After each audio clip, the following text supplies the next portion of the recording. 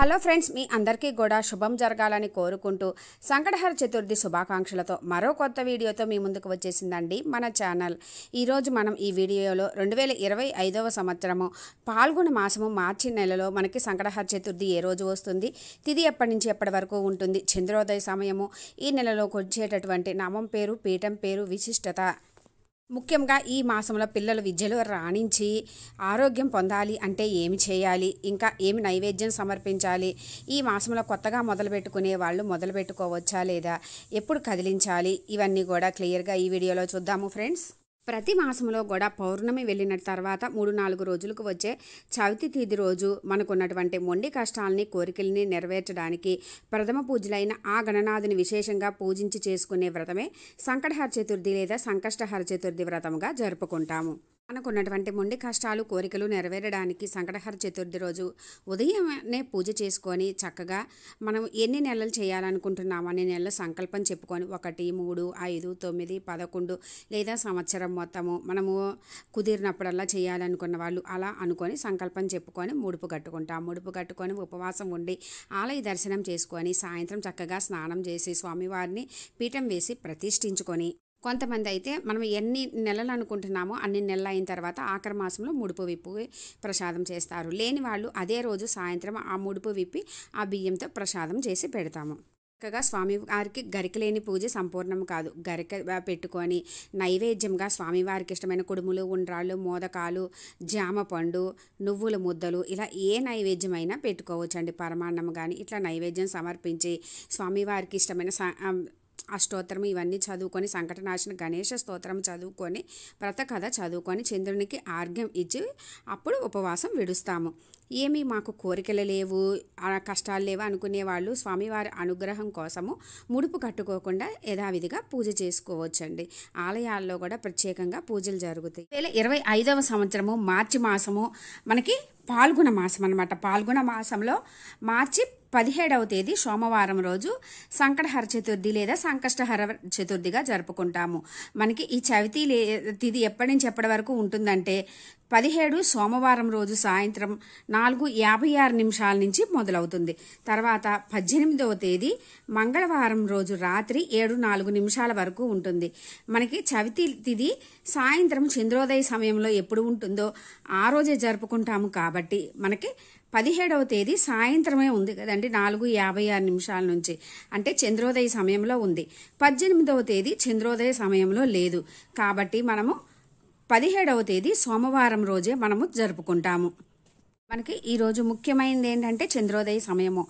మనకి మార్చి 17 సోమవారం రోజు చంద్రోదయ సమయము 17 రాత్రి 8:57 కొంతమందికి ఒక డౌట్ వస్తుంది, చవితి తిథి సాయంత్రం 4:56 నుంచి ఉంది, పొద్దున పూట ముడుపు కట్టుకోవాలా, మరి చవితి తిథి లేదు కదా అని ఇలా చాలా డౌట్స్ వస్తూ ఉంటాయండి. సాయంత్రం ఎప్పుడు ఉంటుందో ఆ రోజు పొద్దున చక్కగా చేసుకోవచ్చు. మనకి పొద్దున పూట 10:30 లోపల ఎప్పుడైనా మనం చక్కగా ముడుపు కట్టుకొని పూజ చేసుకోవచ్చు అండి. కొంచెం మరి 12 దాకా కాకుండా 12 తర్వాత అయితే చేసుకోకూడదు. ఇంకా సాయంత్రం పూట 6 తర్వాత మనము పూజ చేసుకోవచ్చు ఫ్రెండ్స్. ఈ మాసంలో కూడా స్వామివారిని ఒక్కొక్క నామం పేరు, పీఠం పేరుతో కొలుస్తాము. ఈ పాల్గొన మాసంలో స్వామివారిని కొలిచే పీఠం పేరు ఆగమ పీఠం. స్వామివారిని పీఠం వేసి ప్రతిష్ఠించి స్వామివారిని ప్రతిష్ఠించుకునేటప్పుడు ఆగమ పీఠం అనుకోవాలి. ఈ మాసంలో స్వామివారిని కొలిచే నామం పేరు బాలచంద్ర సంకటహర గణపతిగా పూజిస్తాము. బాలచంద్ర మహాగణపతిగా పూజిస్తాము. ఓం శ్రీ బాలచంద్ర మహాగణపతి ఏ నమః. ఈ విధంగా స్వామివారిని మనం పూజించుకునేటప్పుడు 3, 5, 9, 11, 21, 108 సార్లు ఈ నామం అనుకో. పిల్లలకు విద్యాబుద్ధులు ప్రసాదించి బుద్ధి చురుకుగా పనిచేసేట్లు చేసి ఆరోగ్యాన్ని ప్రసాదిస్తారు స్వామివారు.